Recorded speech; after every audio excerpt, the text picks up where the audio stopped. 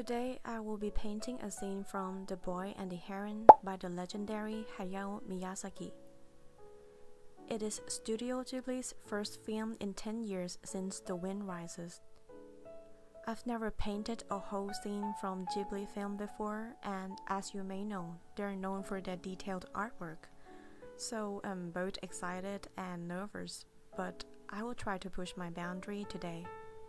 Feel free to settle in and let's talk about the movie as you enjoy this painting session. Heads up for those who haven't seen the film yet, this video will contain spoilers.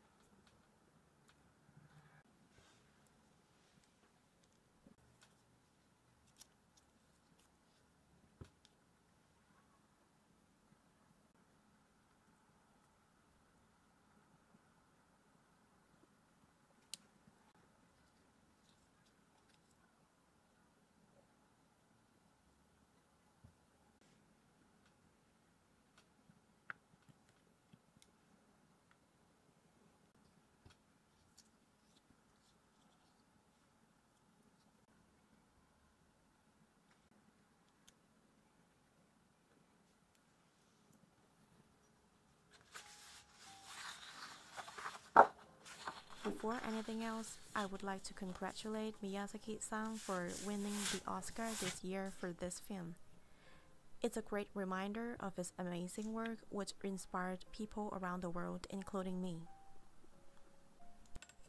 I was incredibly excited to see the film in the theater for the first time. And of course, the film is undeniably bizarre and visually stunning as always. I'm not going to lie. When I walked out of the theater, I was a bit confused. I thought it was going to be a straight adaptation of How Do You Live, which is Miyazaki's favorite book that inspired this movie. But after I finished the film, I would say it felt more like he read the book, then pondered the question himself, and then created this deeply personal journey. It's like an explosion of Miyazaki's emotions, very personal experiences, and creativity.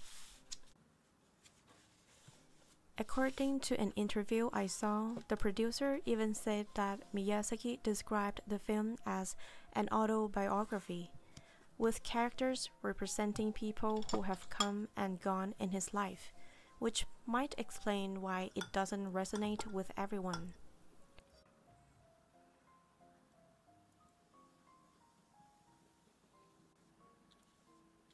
Once I knew what to expect, I saw it for the second time and it made much more sense to me. The film seems messy and there are a lot of things going on which perfectly portrays the spectrum of human emotions. And in this case, it's Miyazaki's pain, grief, hope, growth, and the constant push to move on. The first part of the movie, though some may find it long and slow, serves a crucial purpose. The sadness that his mother died in the fire, the guilt he felt that he could not save his mother, then a sudden change to a new home, new mother, and new school.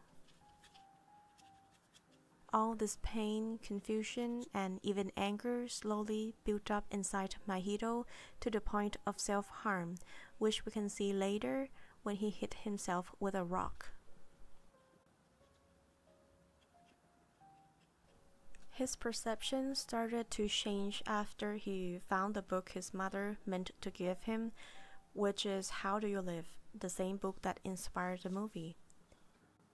After 𝗏𝗏𝗏 read it, he cried.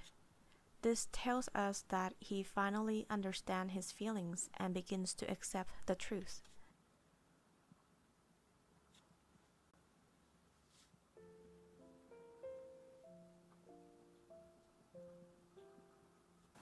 I'll try to fix this area for the last time.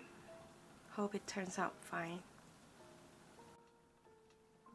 However, while 𝗏𝗏𝗏 embraces acceptance, his stepmother, who is sick due to pregnancy and grieving 𝗏𝗏𝗏's initial rejection, seeks escape from the truth as well.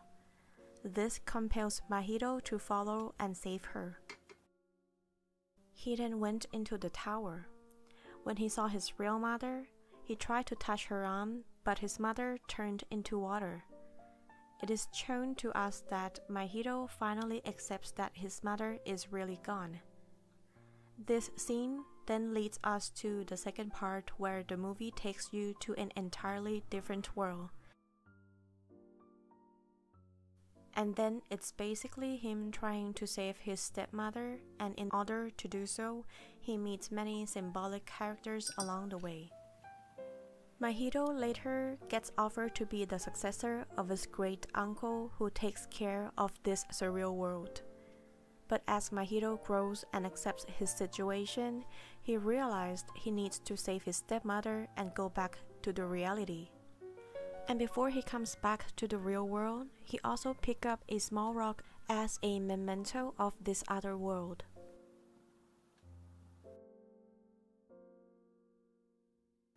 I would say the theme of the movie is about accepting the past, keeping the past as a lesson, and moving on.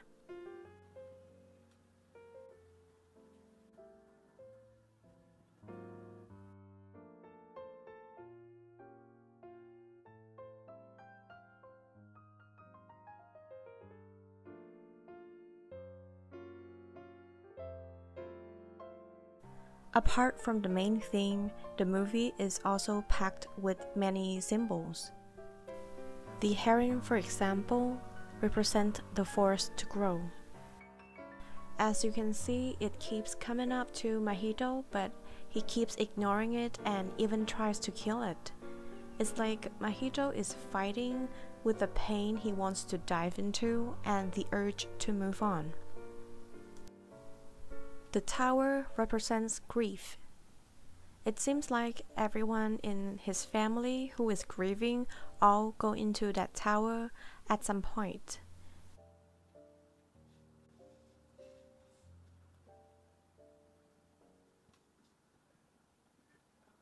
Another interesting characters are the parakeets. I believe they represent people who want Miyazaki to continue working.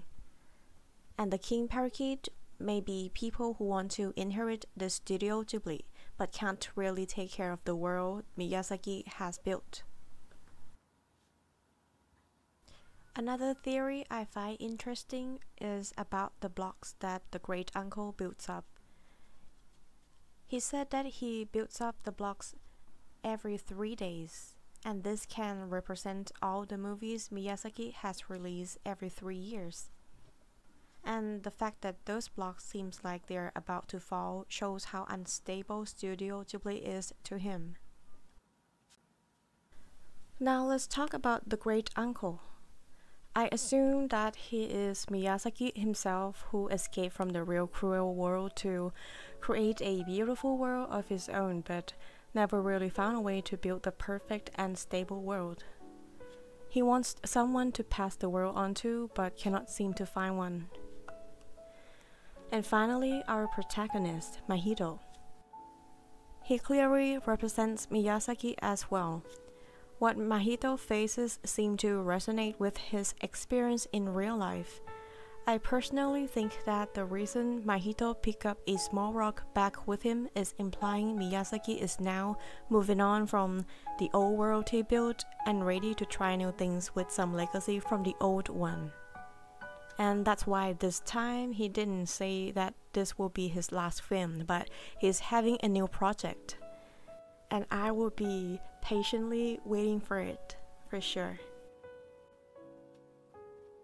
And if you ask something like why the heron, why the parakeets, or something like that, I think all other details are from elements in his real life as well as how he perceived people in his life, which only Miyazaki and people close to him know.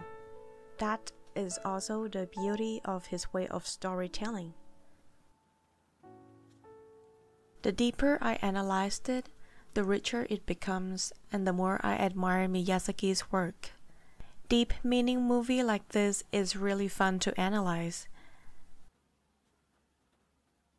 I can say that this movie is not meant to give you any answer to the key question of the movie, but rather present to you exploration of Miyazaki's self-discovery journey.